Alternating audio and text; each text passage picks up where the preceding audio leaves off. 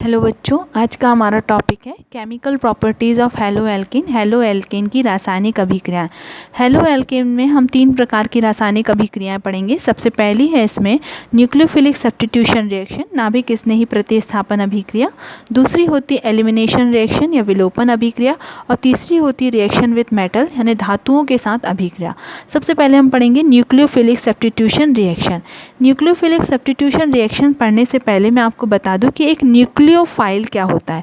एक न्यूक्लियोफाइल वो एटम हो सकता है, मॉलिक्यूल हो सकता है या आयन हो सकता है जो एक इलेक्ट्रॉन रिच हो, मतलब जिसके पास इलेक्ट्रॉन होते हैं। तो जिसके पास इलेक्ट्रॉन होंगे जाहिर सी बात है वो निगेटिवली चार्ज होगा, और निगेटिवली चार्ज होने के कारण से वो उस जगह पर अटैक करता है जहाँ इलेक्ट्रॉन का घनत्व कम होता है, मतलब इलेक्ट्रॉन डेंसिटी कम होती है।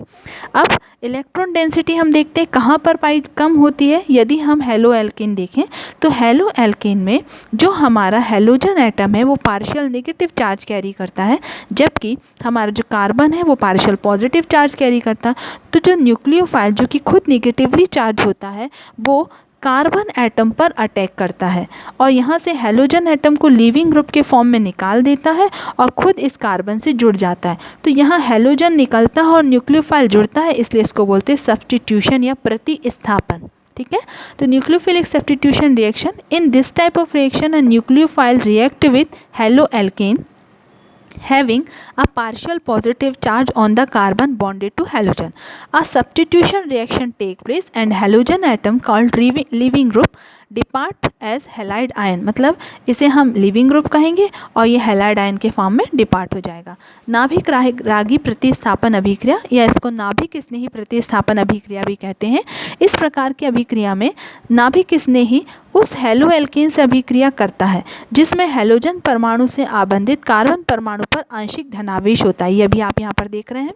प्रतिस्थापन अभिक्रिया होती है और हेलाइड आयन निकल जाएगा। ये हेलाइड आयन यहाँ से निकल जाता है जिससे अवशिष्ट समूह कहते हैं, अवशिष्ट समूह कहेंगे, लिविंग ग्रुप कहा जाता है। क्योंकि प्रतिस्थापन अभिक्रिया नाभिक रागी के द्वारा प्रारंभ होती है, यानी एक न्यूक्लियोफाइल द्वारा प्रारंभ होती है, इसलिए हम बोलते हैं इसको न्यूक्लियोफिलिक सब्स्टिट्यूशन रिएक्शन या नाभिक रागी प्रतिस्थापन अभिक्रिया कहते हैं। देखो ये न्यूक्लियोफाइल है, ये हमारा हेलो एल्केन है। हेलोजन परमाणु जो है वो लिविंग ग्रुप के रूप में यहाँ से निकल जाएगा और न्यूक्लियोफाइल इससे आकर के जुड़ जाता है। तो ये हो गया नाभिक रागी प्रतिस्थापन अभिक्रिया या न्यूक्लियोफिलिक सब्स्टिट्यूशन रिएक्शन। जो नाभिक रागी प्रतिस्थापन अभिक्रिया है उसकी यदि हम मैकेनिज्म देखें तो ये 2 टाइप से पूरी होती है। ठीक है, सबसे पहली है mechanism of nucleophilic substitution reaction, मतलब होता है कि नाभिक रागी प्रतिस्थापन अभिक्रिया की क्रियाविधि। सबसे पहली है इसमें बायोमोलिकुलर न्यूक्लियोफिलिक सब्स्टिट्यूशन रिएक्शन या इसको बोलते हैं द्विअणुक नाभिक रागी प्रतिस्थापन अभिक्रिया। इसे SN2 भी बोलते हैं। 2 मतलब बायोमोलिकुलर, N फॉर न्यूक्लियोफिलिक और S फॉर होता है सब्स्टिट्यूशन। ठीक है, द्विअणुक नाभिक रागी प्रतिस्थापन अभिक्रिया। The reaction between methyl chloride and hydroxide ion to yield methanol and chloride ion follow a second order kinetics. This is also indicated that both alkyl halide and nucleophile मतलब हमारा OH minus group are taking part simultaneously in rate determining step of reaction. Therefore it is a bimolecular nucleophilic substitution reaction. इसका मतलब हुआ कि यहाँ पर methyl chloride और hydroxide ion की जो अभिक्रिया है इससे हमको मेथेनॉल और क्लोराइड आयन मिलता है।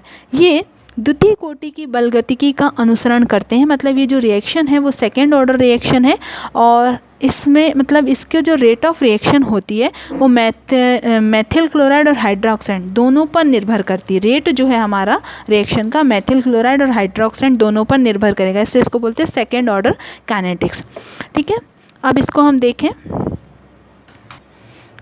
यहाँ पर जो एल्किल हैलाइड है और हाइड्रोक्साइड आयन है, ये रेट डिटर्मिनिंग स्टेप में एक साथ भाग लेते हैं, इसलिए इसको बोलते हैं बायोमोलिकुलर न्यूक्लियोफिलिक सब्स्टिट्यूशन रिएक्शन। और मैंने बताया कि जो रेट है यानी अभिक्रिया की जो दर है वो एल्किल हैलाइड और हाइड्रोक्साइड आयन दोनों पर निर्भर करेगी, दोनों की सांद्रताओं पर निर्भर करेगी। इसलिए हम रेट को इस प्रकार से लिखेंगे, rate equal to KR CH3Cl bracket में ठीक है, एक्टिव मासेस हैं इनके, और OH माइनस आयन। अब यदि हम इसकी अभिक्रिया देखें तो किस तरीके से संपन्न होगी, देखें यहाँ पर ये हमारा मेथिल क्लोराइड है, यहाँ पर कार्बन लिखा हुआ नहीं है, इसका मतलब यहाँ पे कार्बन है, ठीक है, ये कार्बन है, इससे 3 हाइड्रोजन जुड़े हुए हैं, ये क्लोराइड, ये होगा मेथिल क्लोराइड।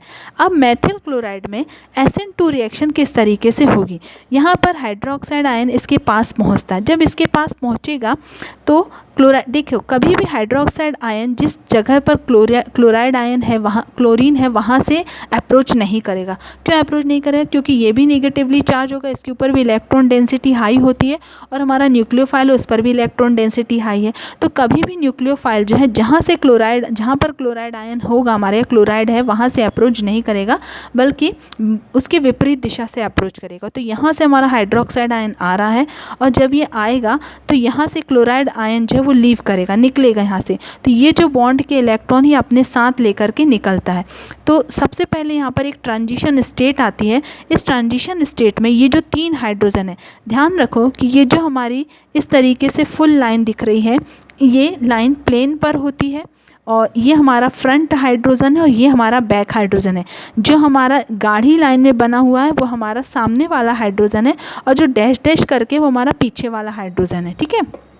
तो इस तरीके से एक टेट्राहीड्रल स्ट्रक्चर होता है इसका, ये प्लेन पर होते हैं, ये फ्रंट में होता है, ये बैक हाइड्रोजन है। तो जब ये हाइड्रोक्सिल आयन इस पर अप्रोच करता है तो हमको एक ट्रांजिशन स्टेट मिलती है। इस ट्रांजिशन स्टेट में क्लोराइड आयन इस कार्बन से टूट रहा होता है, और एक हाइड्रोक्साइड आयन के साथ कार्बन के साथ हाइड्रोक्साइड आयन का एक नया बॉन्ड फॉर्म हो रहा होता। मतलब कार्बन का क्लोरीन से बॉन्ड टूट रहा है, और कार्बन का हाइड्रोक्सिल आयन के साथ बॉन्ड फॉर्म हो रहा है। तो ये जो ट्रांजिशन स्टेट है, और ट्रांजिशन स्टेट जो होती है वो स्टेबल नहीं होती है, क्योंकि हम जानते हैं कि कार्बन हमारा टेट्रावैलेंट है, चतुर्संयोजी है, और यहाँ पे कार्बन की संयोजकता कितनी दिख रही है, 5 है। ये बहुत कम समय के लिए बनती है ट्रांजिशन स्टेट, और फिर ये वापस टूट करके हमारा क्लोराइड आयन जो है वो निकल जाता है लीविंग ग्रुप के फॉर्म में, और यहाँ पर हमको मिल जाएगा मेथेनॉल, ठीक है। ये मेथेनॉल बना, CH3OH, मेथेनॉल बन गया। SN2 reaction are always accompanied by inversion of configuration.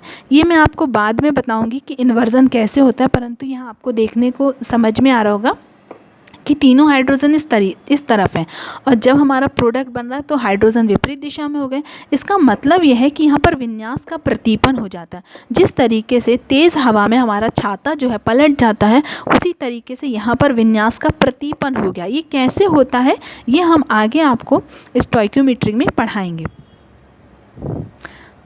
हमारी अगली रिएक्शन है यूनिमोलिकुलर न्यूक्लियोफिलिक सब्स्टिट्यूशन, यानी SN1 रिएक्शन। ये जो SN1 रिएक्शन है, एक आणविक नाभिक स्नेही प्रतिस्थापन अभिक्रिया हम इसको कहते हैं, ठीक है। रिएक्शन है एक आणविक नाभिक स्नेही प्रतिस्थापन अभिक्रिया।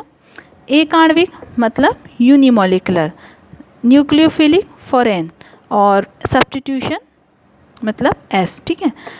The reaction between tertiary butyl bromide and hydroxide ion to yield tertiary butyl alcohol and bromine ion follows first order kinetics. That is, the rate of reaction depend upon the concentration of tertiary butyl bromide only and is independent of the concentration of hydroxide ion. Since only one molecule involved in redetermining step of the reaction, it is called unimolecular nucleophilic substitution reaction. इसका मतलब क्या हुआ?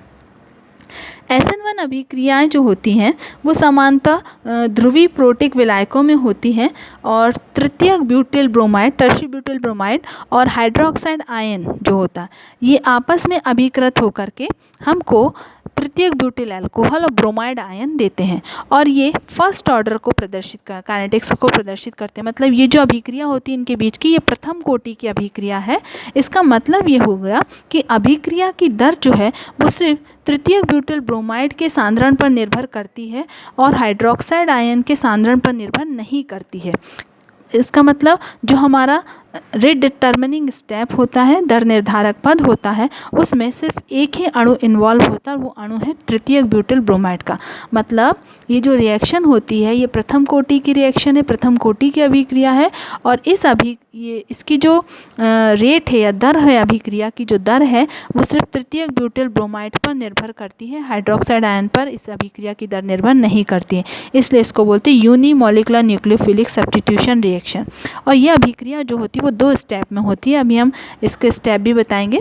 यहाँ पर rate जो है वो tertiary butyl bromide, मतलब यहाँ पे जो है ये है टर्शियरी ब्यूटिल ब्रोमाइड, यहाँ पर एक कार्बन और होगा, ये टर्शियरी ब्यूटिल ब्रोमाइड है। सिर्फ इसके कंसंट्रेशन पर रेट डिपेंड करता है, हाइड्रोक्सिल आयन पर डिपेंड नहीं करता।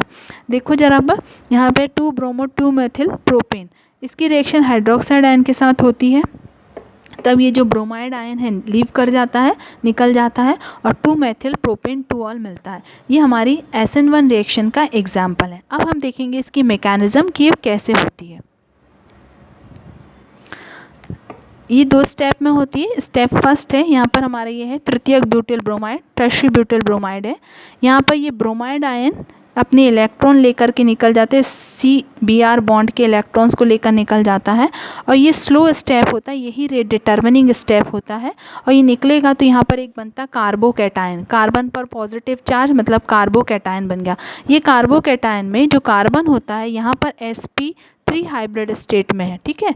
और जब हमारा आयोनाइजेशन होगा, ये ब्रोमाइड आयन इससे निकलेगा, तब ये प्लेनर हो जाता है और अब ये हो जाता है sp2 हाइब्रिड स्टेट में आ जाता और ब्रोमाइड आयन यहाँ से निकल जाता है। अब इसके बाद जो सेकेंड स्टेप होता है वो फास्ट स्टेप होता है और यहाँ पर जो हाइड्रोक्साइड आयन होता है वो कार्बोकैटायन से आकर जुड़ जाता है और टर्शियरी ब्यूटिल अल्कोहल बनाता है। तो ये 2 स्टेप में हमारी रिएक्शन होती है। आप लोगों को यदि SN1 SN2 रिएक्शन पूछी जाती तो इतना जितना मैंने बताया उतना लिखना होगा। यदि हम स्टार्टिंग में एक एल्किल हैलाइड जो है ऑप्टिकली एक्टिव एल्किल हैलाइड ले लेते हैं तो हमको रेसिमिक मिक्सचर मिलता है। अब ये रेसिमिक मिक्सचर क्या होता है इसको आपको ध्यान रखना, क्योंकि जब मैं आगे आपको बताऊंगी कि रेसिमिक मिक्सचर मिला तो आप यहीं से समझिए कि होता क्या है रेसिमिक मिक्सचर, मैं आपको आगे ये बताऊँगी, ठीक है। अब है the order of reactivity of alkyl halide for SN2 reaction. यदि SN2 रिएक्शन के लिए हम एल्किल हैलाइड की रिएक्टिविटी या क्रियाशीलता का क्रम देखें तो एल्किल हैलाइड जो हमारा मेथिल होता है, जो मेथिल समूह होता है या मेथिल हैलाइड जो होता है उस पे 0 डिग्री कार्बन होता है ना, क्योंकि इससे कोई एल्किल समूह जुड़ा हुआ नहीं तो 0 डिग्री कार्बन होता है। तो ये हमारा मेथिल समूह है। एथिल हैलाइड जो है मतलब देखो एक कार्बन ये है, इससे 2 हाइड्रोजन जुड़े हुए मतलब CH2 हो गया और ये CH3 CH2X ये प्राइमरी कार्बन हो गया। यहाँ पर ये कार्बन है, इससे 2 मेथिल समूह जुड़े, 1 हाइड्रोजन जुड़ा हुआ है, ये हमारा सेकेंडरी कार्बन होगा आइसोप्रोपिल। और ये कार्बन है, इससे 3 CH3 समूह जुड़े, इसको टर्शियरी ब्यूटिल या तृतीय कार्बन कहेंगे, टर्शियरी ब्यूटिल हैलाइड होगा ये। अब यहाँ पर हम देखें एल्किल हैलाइड की रिएक्शन। देखो यहाँ न्यूक्लियोफाइल अप्रोच करेगा और हमें पता है कि जो हमारी रिएक्शन होती है उसमें मतलब जो हमारा प्रोडक्ट होता है उसमें विन्यास का प्रतिपन हो जाता है ना, कॉन्फ़िगरेशन इन्वर्ट हो जाता है। अब कॉन्फ़िगरेशन इन्वर्ट होने के लिए जब न्यूक्लियोफाइल मिथाइल हैलाइड के पास आता है तो बहुत आसानी से 3 हाइड्रोजन इन्वर्ट हो जाते हैं, ठीक है। फिर जब एथाइल आएगा या प्राइमरी हैलाइड होगा तो प्राइमरी हैलाइड में जब न्यूक्लियोफाइल आता है तो थोड़ा स्लो इन्वर्ट होगा, मतलब धीरे से होगा। लेकिन आइसोप्रोपिल यानी सेकेंडरी कार्बन और टर्शियरी कार्बन पर देख रहे हैं कि बड़े बड़े मेथिल समूह जुड़े हुए हैं, तो इससे जो हमारा विन्यास का प्रतिपन होने में दिक्कत होती है, इस कारण से इनकी क्रियाशीलता कम हो जाती। तो SN1 रिएक्शन के SN2 रिएक्शन के लिए यदि हम एल्किल हैलाइड की क्रियाशीलता का क्रम देखें तो सबसे अधिक क्रियाशील होगा मेथिल हैलाइड, फिर इसके बाद प्राइमरी, फिर सेकेंडरी और फिर टर्शियरी। परंतु SN1 रिएक्शन के लिए उल्टा हो जाता है ना, यहाँ पर तृतीयक हैलाइड अधिक क्रियाशील होगा, फिर द्वितीयक, फिर प्राइमरी और फिर मेथिल हैलाइड। तो ये हमारा SN1 SN2 अभिक्रिया पूरी हुई। अब अगले वीडियो में हम इनमें अंतर देखेंगे और इसका त्रिविम रासायनिक पहलू देखेंगे।